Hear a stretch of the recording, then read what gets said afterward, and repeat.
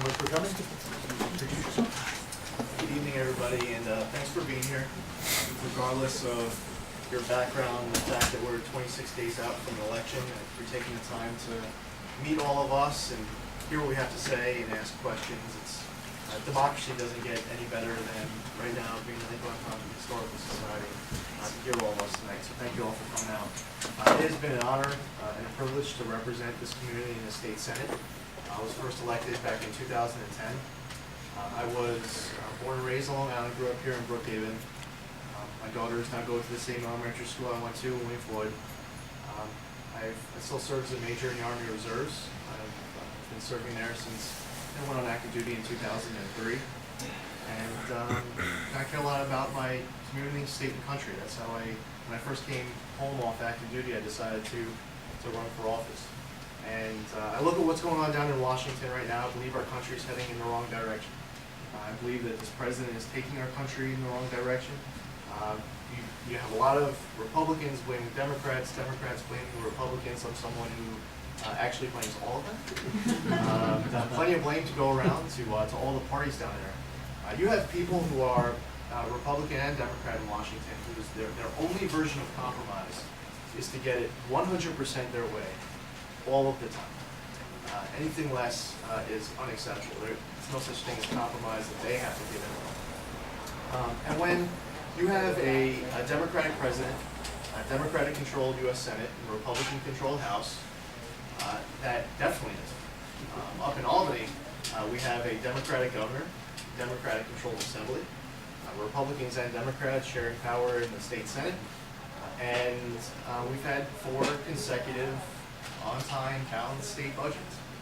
213 legislators and the governor. I'm sure that none of us were ever perfectly happy with the budget, but we have a budget, and that budget's balanced. Down in Washington, I've been completely turned off by this function that's down in fiscal insanity. They've passed one budget since 2007, one federal budget since 2007. Debt is getting out of control. I get along with the incumbent well, actually. Our offices work well together. We just disagree on a lot of key issues. He is a strong supporter of Obamacare. He says there's nothing not to like about it.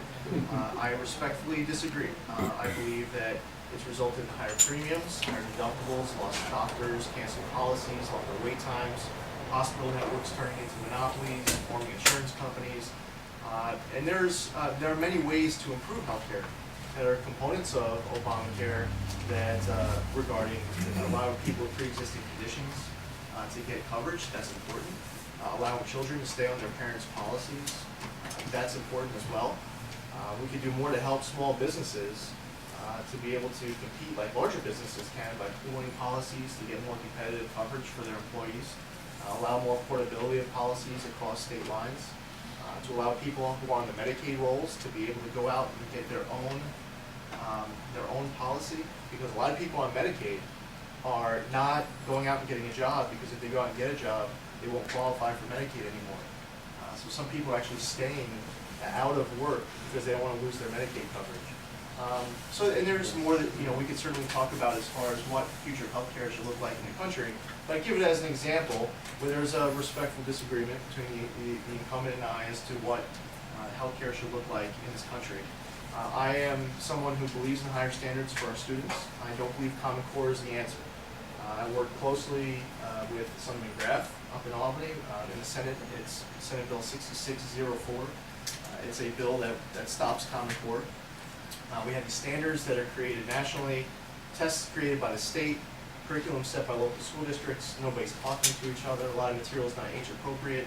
A lot of teachers are teaching to the test, but they don't even know what the test is going to look like. So students are being prepared for this wrong hypothetical test. So that there's a role that the federal government played in helping fund launch the consortiums to get New York State their Common Core application approved. That's just something where there's another respectful disagreement between the incumbent and I. We need to grow our economy and create more good-paying private sector jobs. The incumbent has had a couple of TV commercials where he has federal employees thanking him for their job. And I think that it's so important that we don't just focus on the public sector, that what we're really suffering with here on Long Island is the loss of private sector jobs. One of the reasons why we're losing individuals, young families aren't able to start their homes here, is that they're not making enough to make ends meet. And a lot of seniors who have spent their whole lives here and they want to stay are choosing between oil in their tank and prescription medication. They reach their breaking point. Everyone has a different breaking point, but we're losing a lot of people. And there are many, many different ways that multiple levels of government can grow our economy and create more good-paying private sector jobs. I believe that we need to do a better job securing our borders, that we need to improve our nation's foreign policy to make it stronger and more consistent. And I also think that our country can do a better job fighting for our veterans who fought for us. These are just some of the issues that we're talking about over the course of the campaign. I came here tonight just to tell you a little bit about myself, to say thank you for giving me what really is a privilege representing you up in Albany in the State Senate, and to ask for your vote in 25 days in the wake of it. So we would say if we would vote for you.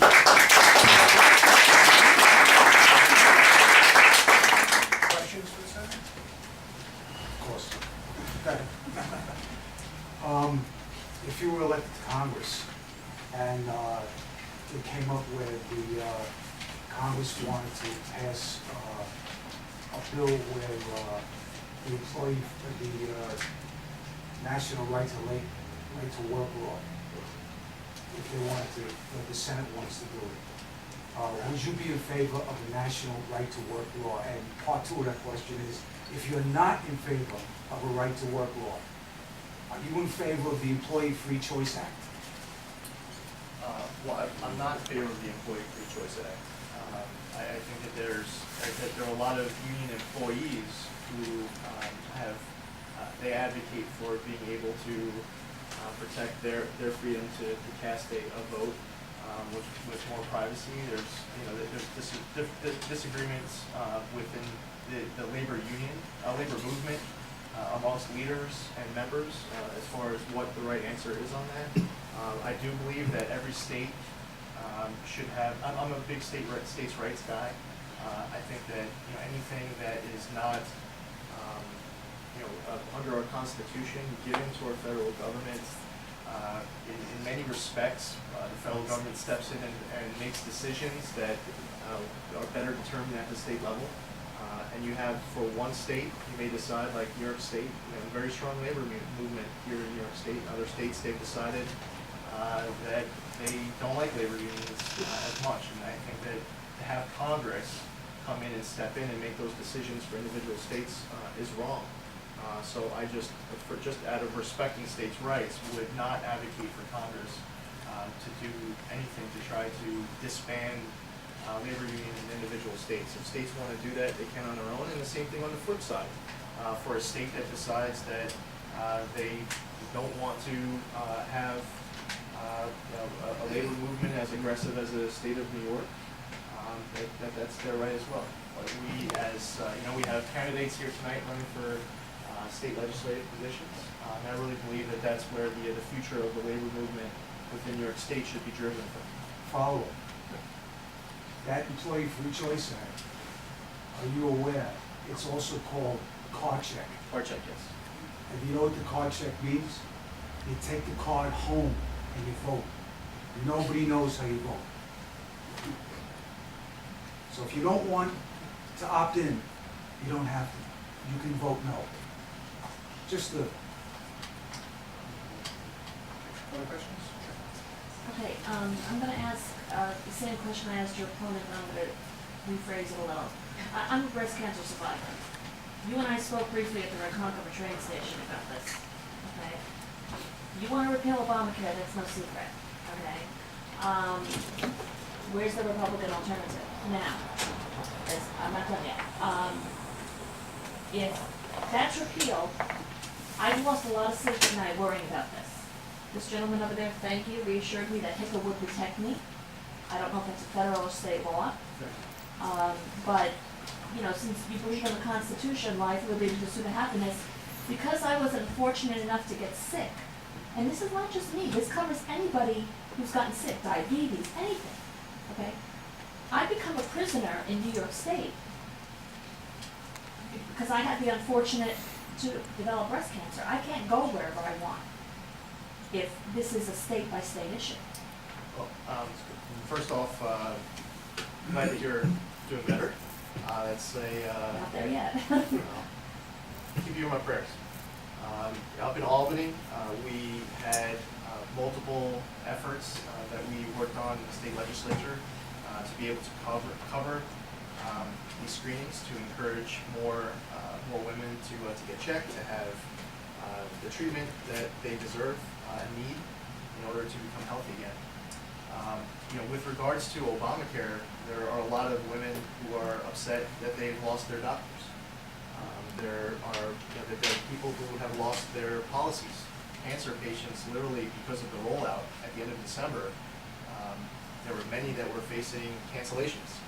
I would argue that Obamacare is far from perfect. There are some components of it, as I mentioned earlier, like recovered people with pre-existing conditions, is something that in any type of alternative should be considered. Now, there are various different proposals that are out there. I started going into some of the details earlier about the portability of policies across state lines, allowing small businesses to pool policies. We have, and again, there are networks that have been lost. So some doctors have, because of practice rates and the need for insurance, have reduced the scope of their practices, or they moved out of state.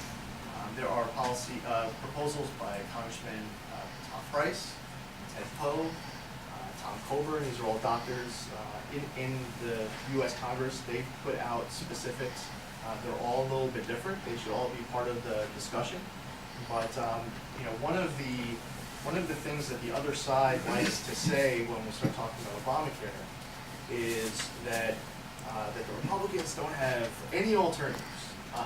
I've already started outlining a bunch of what I support that's out there now. We can keep going into more and more details. Like, give you another example with regards to utilizing our tax code. There are people who are struggling to make ends meet, who can't afford to purchase the policies for their family. You can utilize the tax code to give families the ability to go out and purchase policies. There are different types of challenges. So if you are the couple in East Quogue in your early 40s and you have 3 kids, and you go onto the exchange to try to buy the right policy, but you can only get a policy for the 2 of you and 2 of your kids, but you can't find a policy on the exchange for your 18-month-old. So you have to go out in the private market for the 18-month-old.